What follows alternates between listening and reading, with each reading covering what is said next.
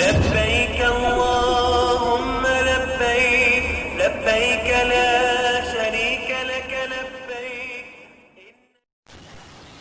السلام علیکم ورحمۃ اللہ وبرکاتہ. چینل پہ آنے والے دوستوں کو خوش آمدید. اگر آپ نے ابھی تک ہمارے چینل کو سبسکرائب نہیں کیا ہے تو ابھی سبسکرائب کر لیں اور بیل آئیکن کو پریس کرنا نہ بھولیں تاکہ ہماری نئی آنے والی ویڈیوز آپ تک پہنچتی رہیں. آج میں آپ کے سامنے جو قصہ لے کر حاضر ہوا ہوں وہ آستانہ چھوٹا تجھ سے ایک دم کے لیے. حضرت بلال رضی اللہ تعالیٰ عنہ پر امیہ بن خلف ظلم و ستم کے پہاڑ ڈھانے میں سب سے زیادہ پیش تھا اور اس کی جدت ترازیوں نے ظلم و جفا کے نئے نئے طریقے ایجاد کیے تھے. وہ بے ایمان آپ کو طرح طرح اذیتیں دیتا.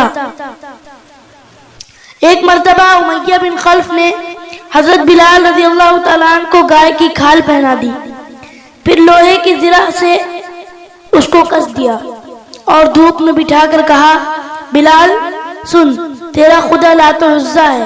ان ساری آزمائشوں کے باوجود توحید کے اس وارفتہ کی زبان سے احد احد کے سوائے اور کوئی کلمہ نہ نکلا.